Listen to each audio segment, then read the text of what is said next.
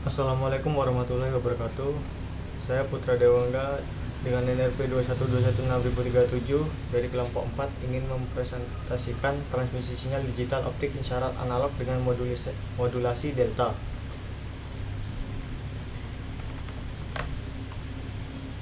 Yang pertama adalah latar belakangnya. Transmisi sinyal menjadi opsi utama dalam komunikasi modulisasi delta. Ya, transmisi sinyal adalah proses pengiriman informasi atau data melalui gelombang elektromagnetik seperti radio, televisi, maupun telepon seluler. Karena efektivitas dan efisiensi dalam mentransfer data, transmisi sinyal menjadi opsi utama dalam komunikasi. Modulasi delta itu apa? Modulasi delta, teknik modulasi digital yang digunakan untuk mengkodekan sinyal analog menjadi sinyal digital. Dalam modulasi delta, informasi digital diwakili oleh perubahan nilai amplitudo sinyal analog. Kecepatan dan kualitas komunikasi pada transmisi sinyal. Kecepatan dan kualitas komunikasi pada transmisi sinyal sangat penting dalam proses komunikasi. Semakin tinggi kecepatan dan kualitas komunikasi, semakin efektif dan efisien juga proses komunikasi. Teknologi optik menawarkan peluang besar dalam teknologi komunikasi karena kecepatan dan kapasitas transmisi data yang tinggi serta keamanan yang lebih baik dibandingkan dengan teknologi memakai kabel tembaga. Telekomunikasi transmisi sinyal adalah bidang yang berfokus pada pengiriman informasi atau data melalui gelombang elektromagnetik seperti radio, televisi, telepon seluler, atau internet. Telekomunikasi transmisi sinyal melibatkan teknologi dan sistem yang kompleks dan terus berkembang. Untuk tujuannya yaitu mempelajari konsep, memahami keuntungan dan manfaat, mengidentifikasi treatment dan problem, mengembangkan pemahaman transmisi sinyal, menjelaskan aplikasi praktis, dan yang terakhir menunjukkan potensi bagi pengguna.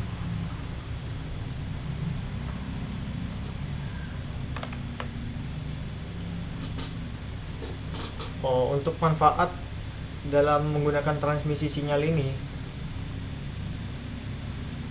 kita dapat meningkatkan kecepatan transmisi data. Transmisi sinyal digital optik dengan modulasi delta mampu meningkatkan kecepatan transmisi data. Teknologi ini dapat mentransfer data pada kecepatan yang sangat tinggi, sehingga memungkinkan pengiriman data dalam jumlah besar memakan waktu yang singkat. Lalu yang kedua, meningkatkan efisiensi bandwidth dan reduce noise.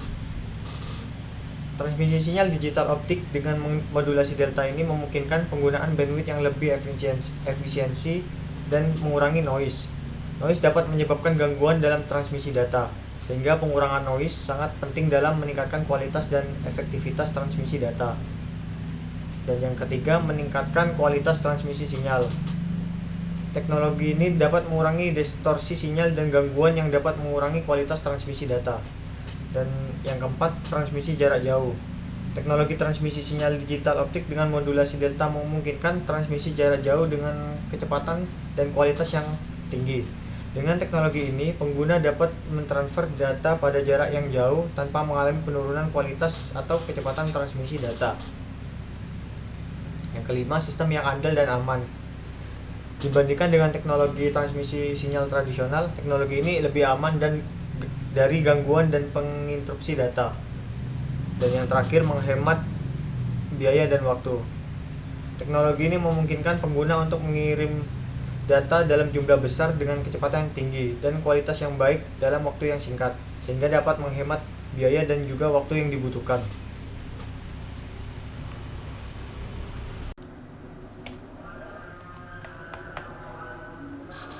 Assalamualaikum warahmatullahi wabarakatuh. Perkenalkan, nama saya Muhammad Tarum Yusuf, NRP 2111650. Kali ini saya akan menjelaskan tentang pengujian power transmitter,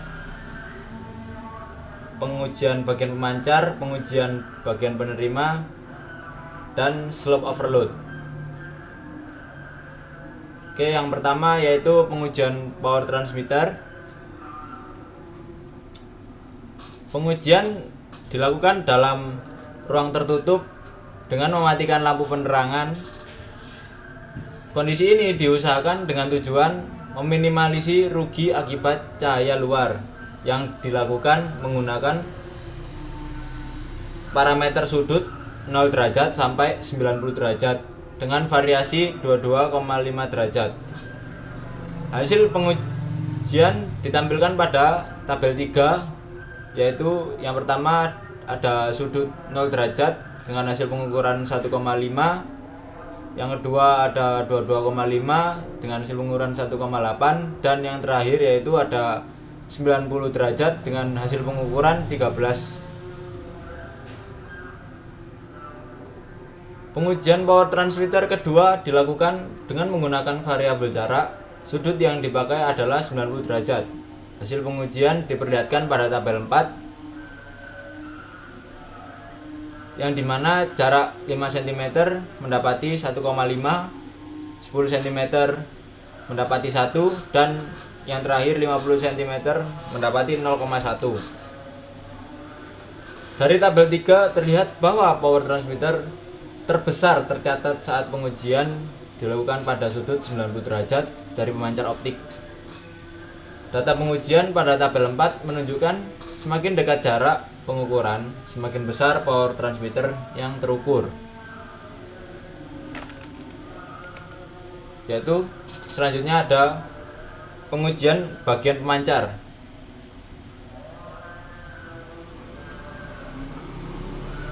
Berikut adalah gambar respon integrator terhadap sinyal input. Gambar 5 memperlihatkan integrator melakukan proses sampling dengan tepat sesuai dengan bentuk sinyal masukan. Ukuran step integrator dapat diperoleh dari rumusan, yaitu seperti berikut.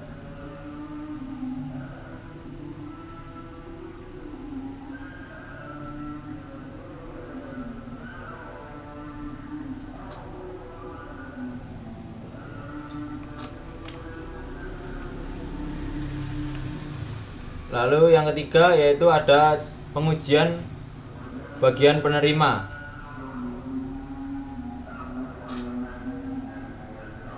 Gambar 6 memperlihatkan perbandingan bentuk gelombang step integrator pemancar dan penerima.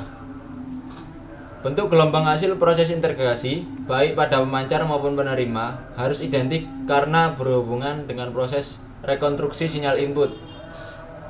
Hasil rekonstruksi sinyal yang telah dilewatkan pada low pass filter dibandingkan dengan sinyal masukan dari AFG diperlihatkan pada gambar 7.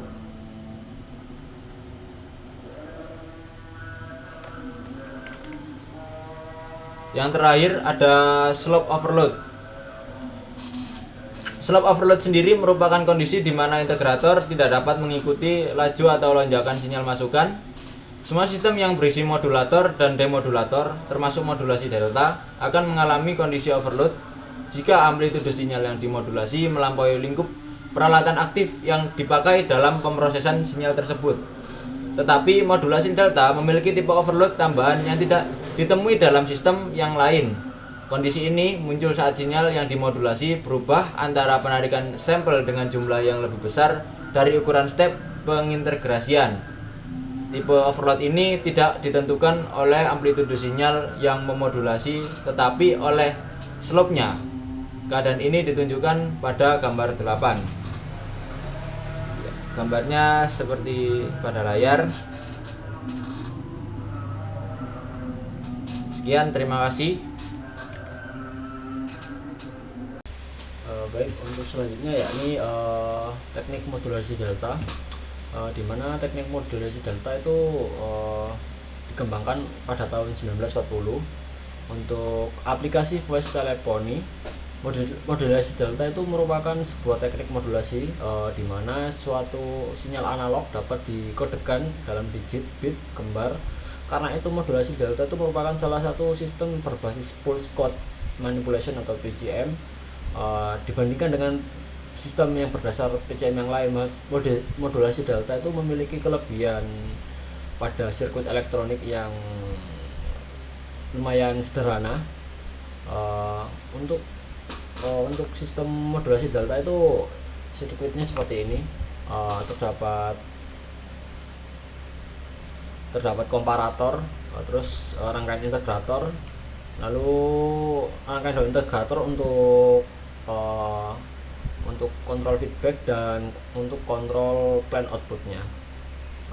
Prinsip kerja modulasi delta pada rangkaian ini itu memiliki rentetan pulsa-pulsa dengan lebar yang tetap, dengan polaritasnya itu menunjukkan apakah keluaran demulatornya harus naik atau turun pada masing-masing pulsa. Keluaran yang dibuat naik atau turun oleh suatu tinggi dengan angka yang tetap pada masing-masing pulsa.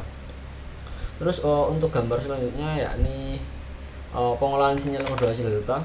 Di sini pengolahan sinyal modulasi delta itu dikenakan kemasukan pada input yang membalik atau inverting input yang sebuah penguat sinyal diferensial, suatu versi yang disusun kembali dari sinyal MT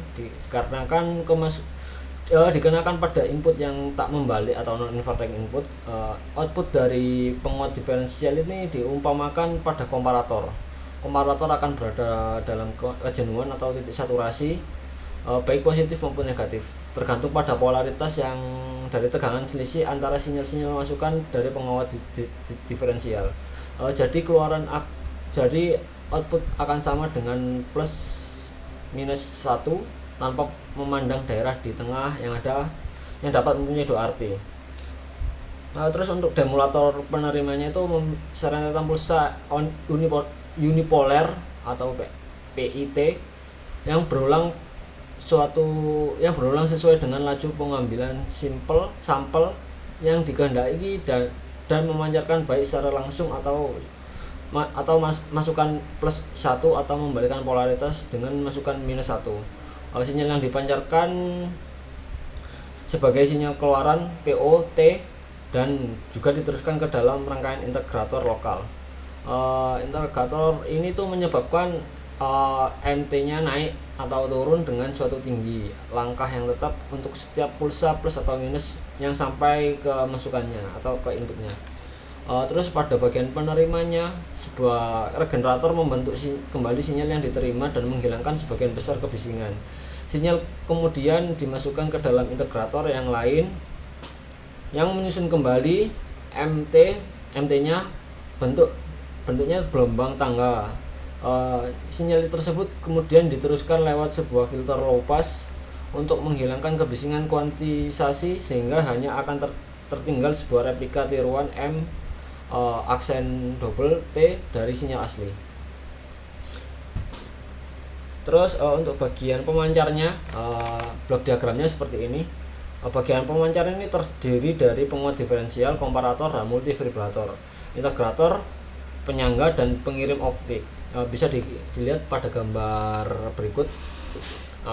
Penguat sinyal pada diferensial itu berfungsi untuk memperkuat selisih antara dua sinyal. Polaritas tegangan keluaran menjadi positif apabila tegangan pada input membalik lebih negatif.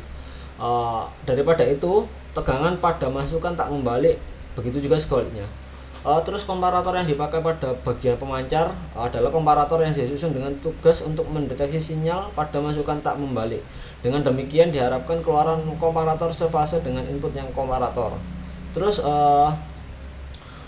pada blok diagram itu terdapat IC NE555 dipakai untuk membangun multivibrator astabil. Fasilitas yang ada pada multivibrator astabil ini adalah pengaturan frekuensi dengan duty cycle. Pengaturan frekuensi yang dihasilkan menggunakan rumusan yang telah ditentukan. Frekuensi minimum yang dapat dihasilkan adalah 64 kHz, sedangkan frekuensi maksimal yang dibangkitkan adalah 125 Hz. Terus untuk flip-flop D-nya itu bentar.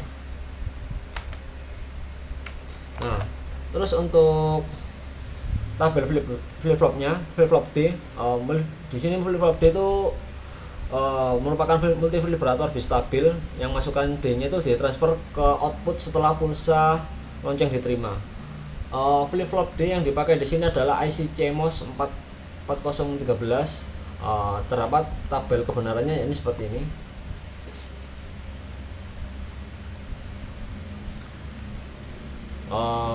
Baik, untuk tabelnya ini seperti ini. Terus integrator pada bagian pemancar tadi itu dipakai untuk membentuk sinyal tangga dari sinyal digital.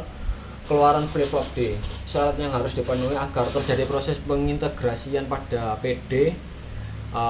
Adapun PD itu adalah periode PD kurang dari sama dengan RC. Adapun PD adalah periode satu pulsa masukan.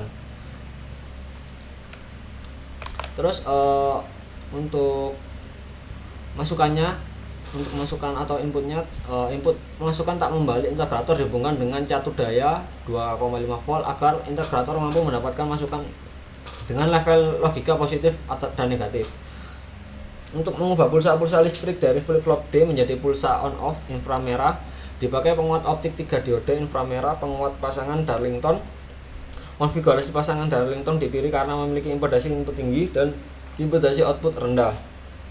Selain itu penguat arus yang dimiliki tinggi sehingga penguatan yang dihasilkan optimal. Terus untuk bagian penerima sendiri, bagian penerima ini terdiri dari penerima optik, integrator, low pass filter, dan penguat audio yang berfungsi untuk mengubah pulsa-pulsa inframerah menjadi pulsa listrik. Pengubahan ini dilakukan oleh fotodioda yang akan menghantarkan arus jika disambungkan dengan PN yang dipanjar terbalik karena denyut cahaya inframerah. Integrator yang digunakan pada bagian penerima harus sama dengan yang dipakai pada bagian pemancar. Hal ini disebabkan karena integrator pada bagian receiver harus bisa menghasilkan replika sinyal yang sama seperti yang dihasilkan oleh integrator bagian transmitter. Low pass filter yang pada bagian receiver ini berfungsi untuk menghaluskan bentuk gelombang yang dihasilkan oleh integrator. Low pass filter yang digunakan bekerja pada frekuensi cut off 1 kHz karena dalam pengujian frekuensi sinyal input dibatasi pada frekuensi tersebut. Penguat audio dipakai untuk agar sinyal rekonstruksi dapat didengar oleh manusia. Penguat audio dibangun dengan menggunakan IC LM386 dengan penguat yang dapat diatur antara 20 sampai 200 kali. Terus untuk gambar block diagram receivernya yakni seperti ini.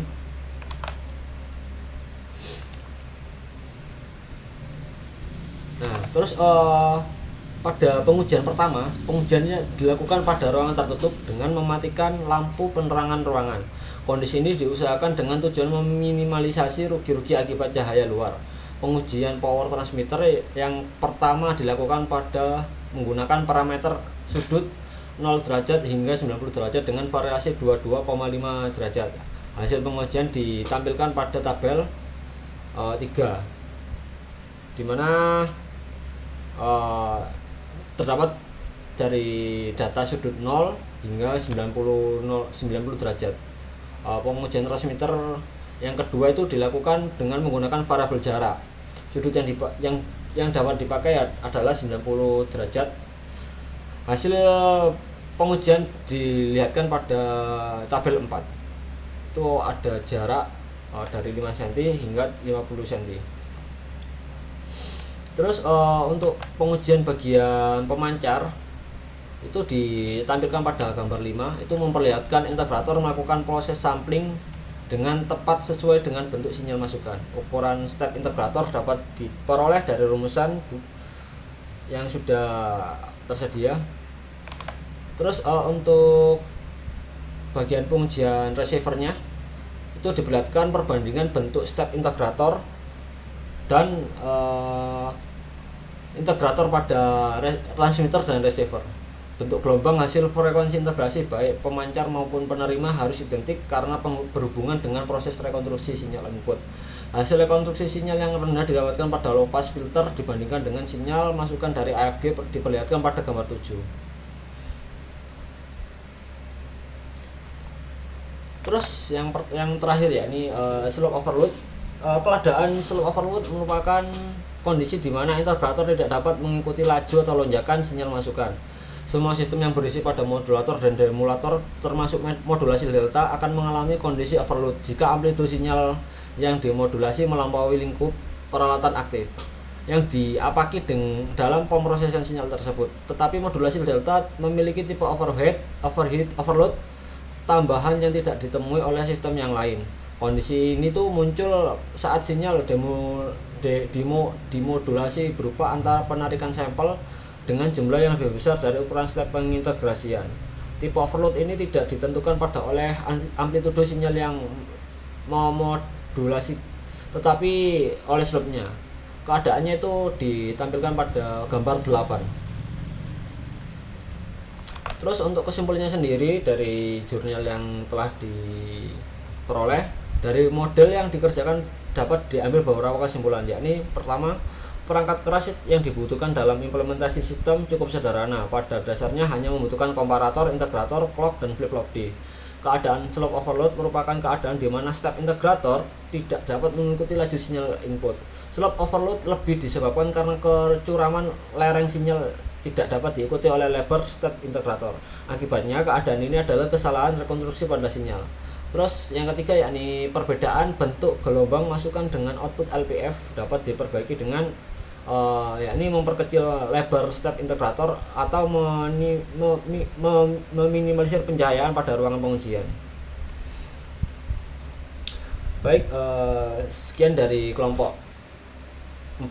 Apabila ada salah kata, kami mohon maaf. Wassalamualaikum warahmatullahi wabarakatuh.